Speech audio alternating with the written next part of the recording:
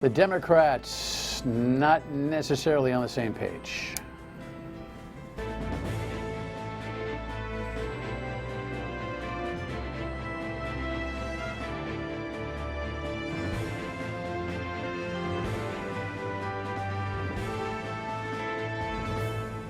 The Dan York State of Mind program is brought to you in part by Lookout Rhode Island and Taco Comfort Solutions.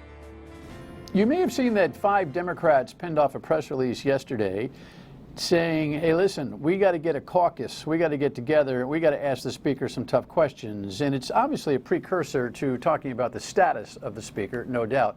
And it's all due to this kerfuffle with the Convention Center Authority and his what I think is a pretty clear abuse of power in authorizing or ordering an audit of the Convention Center Authority over what seems to be something that was politically and personally important to him.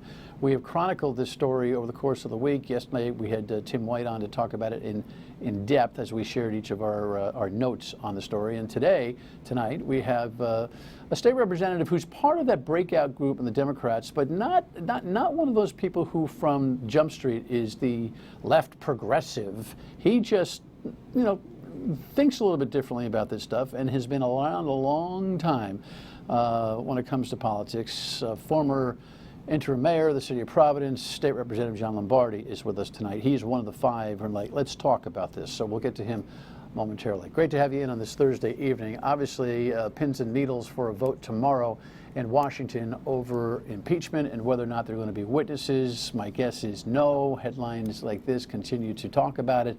And of course, the interpretations by the Republicans about what is constitutionally impeachable and what the rights of the president are just because he deems himself re-electable. Kind of crazy. Here's what the network had early in the midday. Senators have another day to ask questions, but they're likely to hear the same answers. The president abused his power by conditioning military aid to help his re-election campaign. This is a sham investigation. It's a bogus investigation. Both sides have dug in as senators weigh articles of impeachment against President Trump, but his lawyers did introduce one new argument Wednesday. And if a president does something which he believes will help him get elected in the public interest, that cannot be the kind of quid pro quo that results in impeachment. Democrats say that reasoning gives the president too much power. I hope that my Republican colleagues understand the precedent that's being set. Much of the Q&A has revolved around whether the Senate should hear from new witnesses, including former National Security Advisor John Bolton. There's no way to have a fair trial without witnesses. And there'd be depositions, and this would drag on for months. Republicans appear to be on the verge of securing enough votes to block new witnesses. We've always said it's uphill. There's tremendous pressure from a vindictive, nasty president on every Republican senator. If the Senate rejects new witness testimony, the impeachment trial could wrap up as soon as Friday evening.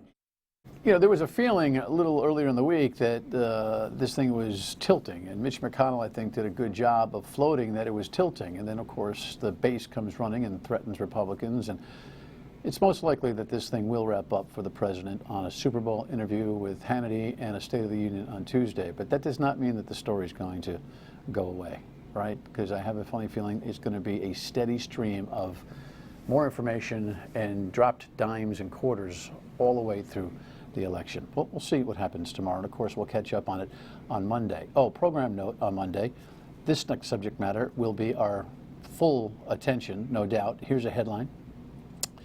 Yeah, so Twin River and IGT did what I recommended they do, which is lock themselves up in a room and get a deal, for crying out loud. Now, I'm not taking credit for that, although the Senate president got a lot of credit for it from both executives today at a briefing. I guess Dominic Ruggiero really put the metal on him to say, hey, listen, I'll sponsor you guys to get together and let's do it. So good for him because, the state needs a deal on this gaming thing. I mean, it's our largest non-taxable source of revenue. Bob Vincent and Mark Crisafulli, the executives at IGT and Twin River, respectively, seemed buoyant and relieved at their event today.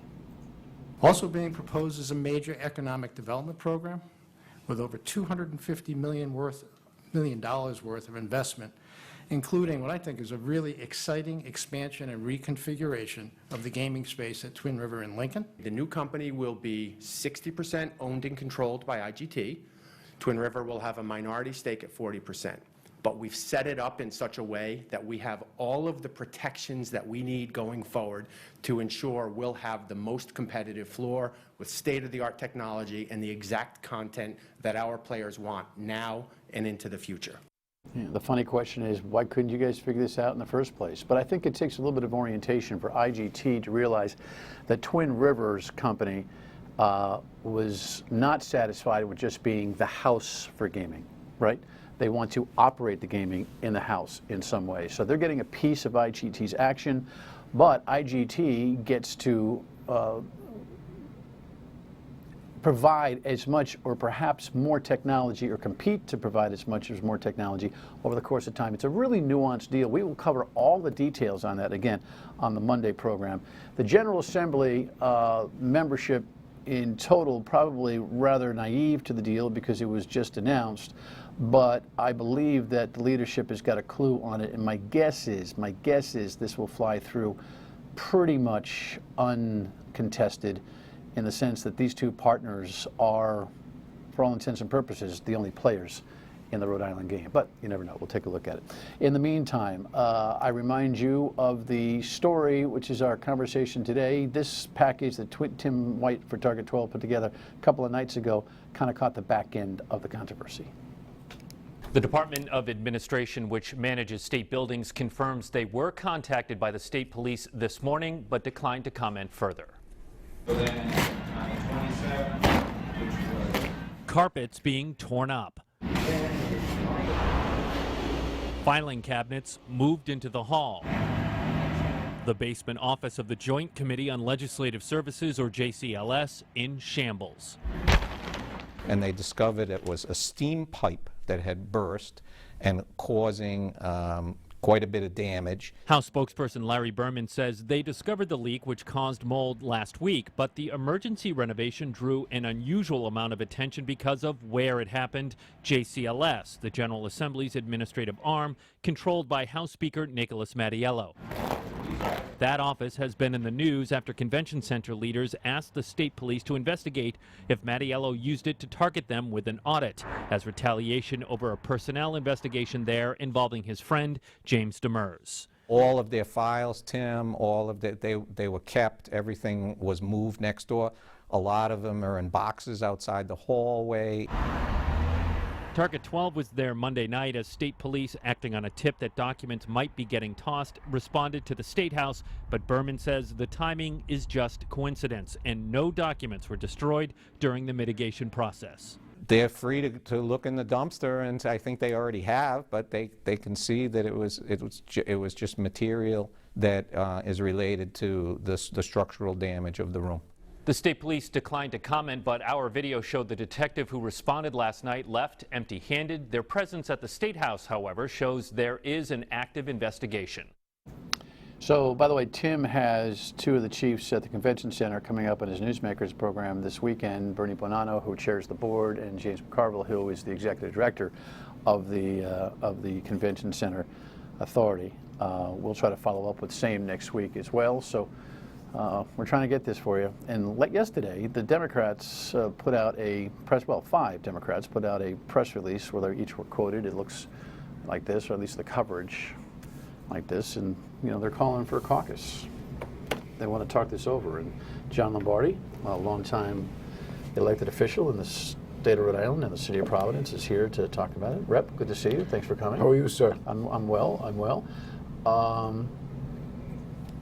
Give me the executive summary of what you're concerned about. Then we'll kind of break it down in the next couple of segments. Well, I think that, you know, there's a lack of communication. I think people want to know exactly what's going on. I think everyone would support an audit of the convention center. Just go by the rules. You know, there's 5 people, have the ruling. Let's look at that. I think some people even like to look at the JCLS. So this is about transparency, openness, predictability, being by the book. I guess the theme, Dan, is put a little sunshine on it. Sunshine's good. All right. Well, that's a good summary. We'll dig in, talk about some of the issues when we come back. Stay with us. Did you violate the statute by ordering the audit? No, we always operate through the chairman, like every board across the country We should does. point out you're the chairman. I'm the chairman of the committee. I inquired of one person, and I was told that it was basically a personnel matter, and I had no other involvement with that. That was Newsmakers last week, where Tim and Ted were obviously asking the Speaker of the House about the goings-on with an audit that was directed by the Speaker through the Executive Director of the JCLS, which is the organizing body of the General Assembly. And then, you know what hit the fan? Response to what he's saying there in terms of his assumption, and really a culture that's been going on in the State House for a long time, that the chair, meaning the Speaker of the House, runs the show and more or less does what he thinks he needs to. But if we look at the rules, if we're going to follow the rules, Dan, and the procedures and policies, no, there's a committee of 5. You call the meeting. I don't think there's one person on there that would say no to an audit. I mean, people have been calling for an audit of that for years. Well, ironically, the Republicans have been calling for an audit of the Convention Center Authority, I think in a little bit more high drama than necessary, but they've been yelling for that, and the Speaker has been completely unresponsive to it. And then all of a sudden he gets his back up and orders an audit, and the Republicans, ironically, through the minority leader and member of the JCLS committee, Blake Filippi, issue their, put in their lawsuit and actually look for a restraining order against the audit, which had everything unravel. That was ironic in a way, Sure. don't you think? Sure, but I think Blake Filippi and Rep. Chippendale, they were fighting for the procedure and the policy. These are the rules. Let's abide by the rules. We'll support you. Just apply by the rules. I think that's all they were saying. Yeah, so in case you didn't follow the entire travel of this case, let me come back to this camera for just a second and explain what this has been all about. So it seems to have begun with a relationship gone sour between James Demers, a former captain of the state police, and the security guy at the convention center, and the assistant general manager. It seems like it's one of these affairs that didn't go well, and you know, I don't want to get into the sort of details of that, but it seems to have caused a discipline. Well, it did. It caused a discipline issue, and both were suspended. And most likely, they were going to lose their jobs. Mr. Demers is a close friend of the Speaker of the House. According to my reporting, he sent a message to the Convention Center Authority that was received that, you know what, you'll get an enema if you don't fix this thing for Mr. Demers.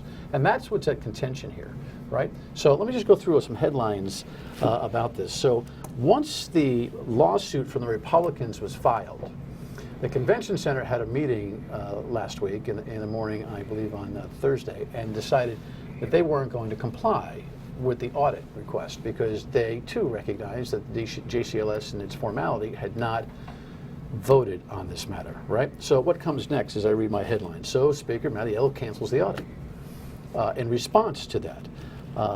Then on Friday morning of last week, the Convention Center Authority, looking at all the turbulence that had been spewed out from all of this, decided that they were going to pursue a request to the state police for an investigation of such, right? So they write a letter to the state police asking for an investigation. Then earlier this week, we have an overnight ruckus that involved the story that we played earlier, Tim's story, where the dumpster dump was a concern. Now that was, look, if you're going to dump files out of an office to hide from a lawsuit or an investigation, you probably want to use a shredder as opposed to a dumpster, right? But I think it reflects in a lot of ways the.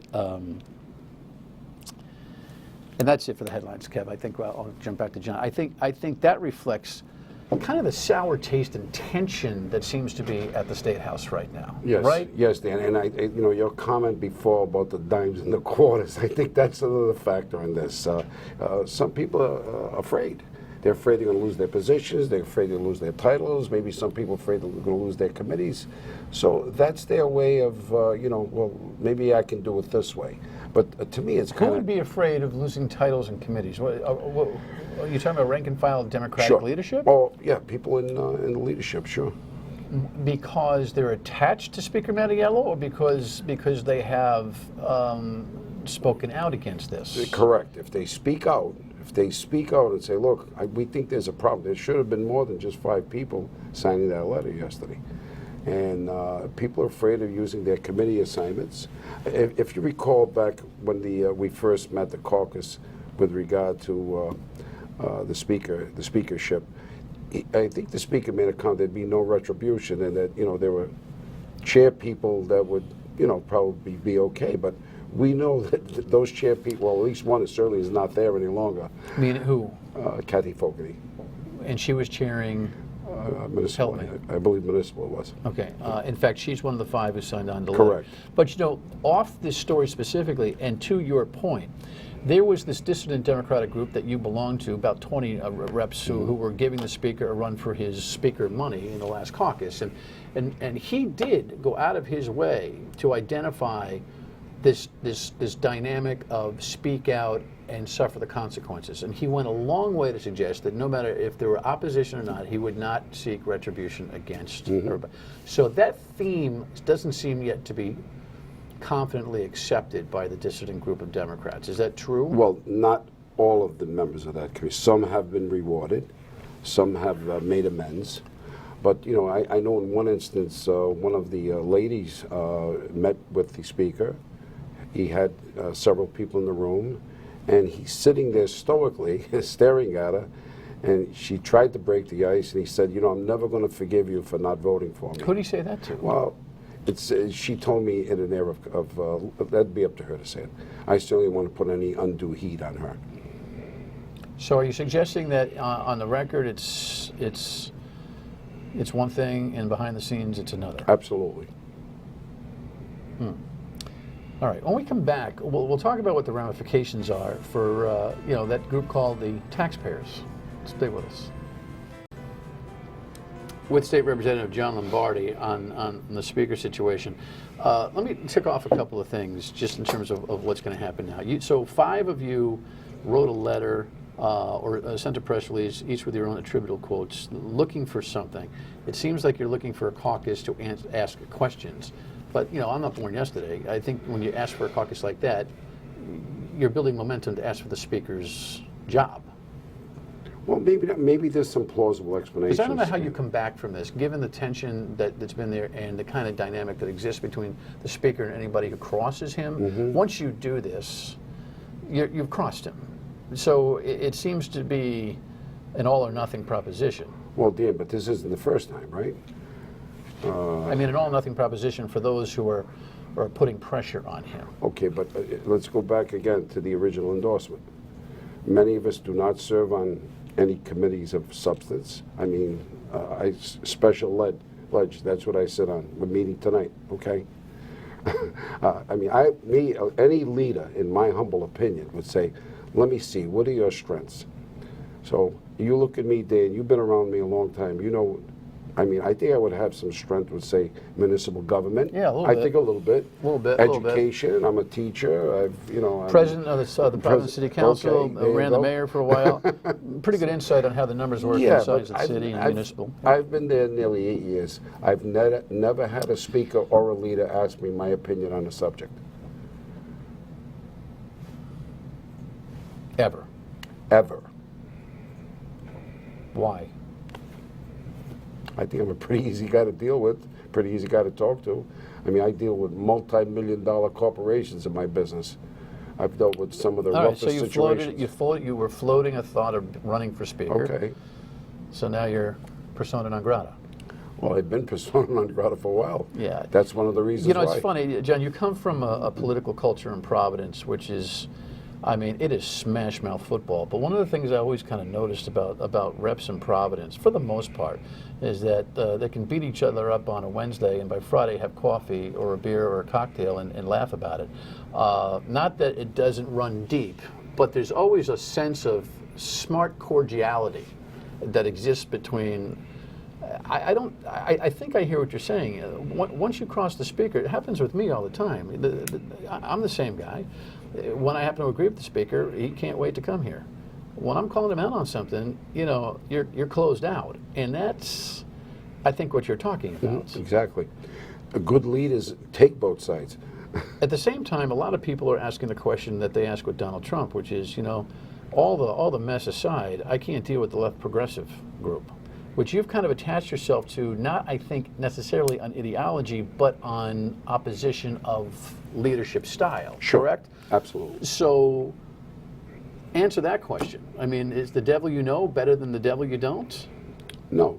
I think you need to do what's in the best interest of the taxpayers of the state of Rhode Island, of your constituents, and you need to deal with what's best in your heart. But so this transparency and communication and collegiality that you're looking for, that benefits the taxpayers exactly how? I mean, it makes you feel better, but how does, in your group to feel better, but... Well, I think sunshine is best. You see, like, what's going out at JCLS? How many people on the payroll? Who's on the payroll? Why are they on the payroll? What's going on at the dunk? What's going on at the convention center? Well, I think all those okay. So the transparency would lead to answers to those questions. I think I follow you. I'm guessing that you support the Republicans' request to review the processes of the JCLS. I think will be an inevitable result of the lawsuit. Yes. Probably yes. And I'm guessing that you're curious about what the state police are going to come down with in terms of the intricacies of this controversy, correct? Sure, and I certainly believe in the premise of innocent until proven guilty, so I'm not making any accusations. It doesn't smell right. Probably not. Doesn't smell right. What are your four, by the way, Teresa Tanzi, another state rep who was on this list of 5, was scheduled to come here tonight but had a personal situation that affected her schedule, so maybe she'll see us tomorrow or next week.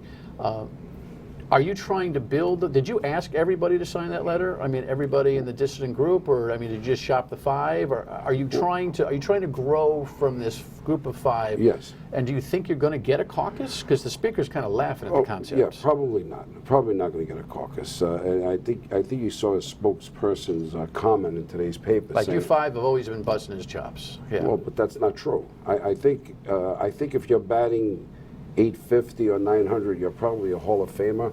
And I think if you were to look at our voting records, I would think you'd see we supported the speaker maybe 90% of the time. And that's pretty good. I'll take that all day long. Does he survive this session? I don't know. I mean, obviously, if something criminal comes down, probably not. But again, I'm assuming that there's nothing wrong. All right. Well, I appreciate you coming and sharing your thoughts on it. Keep in touch on it. You got a lot of work to do. This IGT Twin River deal is coming down the pike. This marijuana conversation, you know, the budgets, whole bunch of things that you got. Sure. Good work. Absolutely. Thank you. Have a happy session. Yeah, thank you. All right. Final word when we come back. And again, those executives from the Convention Center Authority will tell their version of the story on Newsmakers this weekend. We'll try to catch up to them next week. Again, program note, on Monday we will have the executives of Twin River and IGT here to talk about their big compromise deal for gaming in the state. And tomorrow night we'll just relax and talk to Ruthie Polinsky and Andy Gresh about this little event known as the, can we say Super Bowl? Yeah, as long as it's not commercial. It's all trademarked and stuff, but you know, the big game, whatever. Have a great weekend and enjoy it. Stay safe. Good night.